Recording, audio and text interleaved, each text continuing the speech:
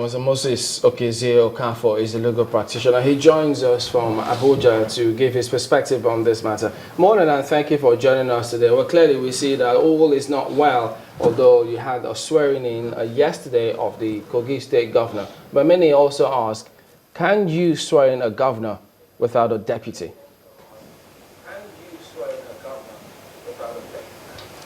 Good morning. How are you? We're good. Go ahead, please. Good morning. How are you? Okay. Yeah.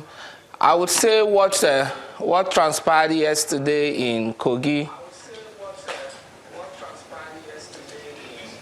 is in compliance with the laws. I have no doubt whatsoever that the law took its course. According to the Electoral Act, the Constitution of the Federal Republic of Nigeria, and generally our laws, when it comes to installing a governor, there was an election.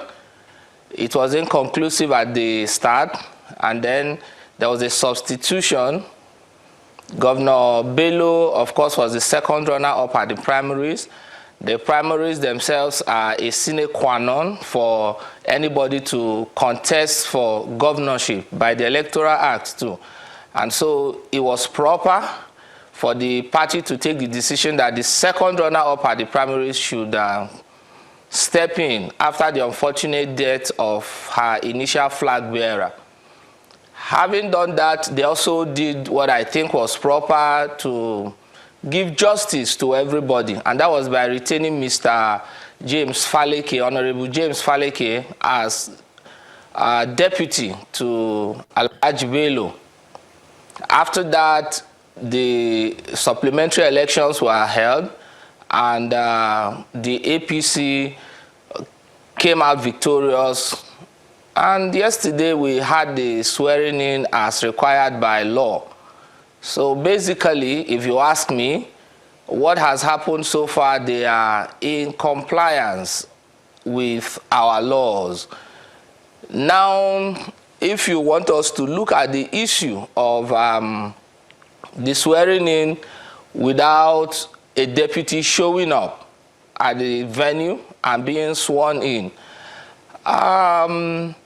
the very first thing you need to know is that you cannot compel anybody. Nobody is under compulsion for public office. Like I've argued on other fora before now, Mr. Honorable Faleke is a Nigerian. He has his rights. He can decide that I want to be a part of this or I don't want to be a part of this. Okay, but whether his non-appearance yesterday in any way invalidated the swearing-in ceremony, I am very categorical that it did not. And it also did not have any effect on the supplementary elections and the general elections that finally brought in Governor Bello.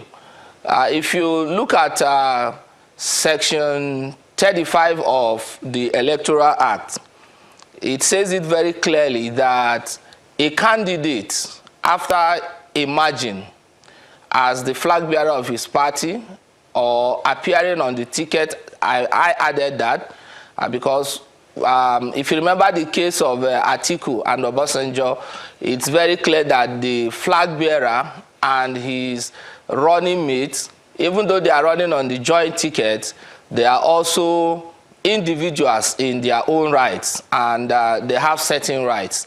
And so the Electoral Act in that section 35 says it very clearly that any candidate who decides, look, after emerging, but I don't want to continue, it says he has the right to resign.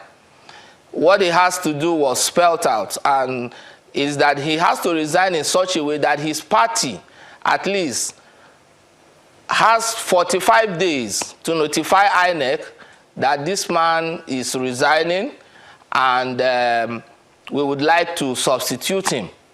And so the letter of resignation by Honorable James Faleke, as far as I know, after the inconclusive elections, did not give that 45 days. As far as I know, it didn't give, because in any case, there was not even any 45 days between the day it was declared inconclusive and the days that the supplementary elections were held. So let me butt in there and then ask. Time can did you not then begin to run. Can you then give the 45 days when there was no 45 days in the first instance? Good.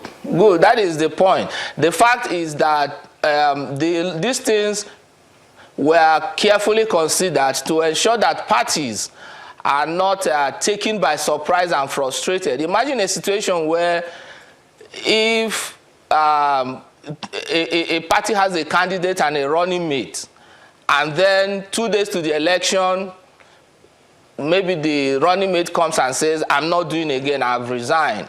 And if that is allowed to invalidate the candidature of the flag bearer, it simply means that politicians can shift from campaigning to trying to shift the wheel of one of the people on the ticket in order to snatch an undue advantage over the other parties that are contesting with them.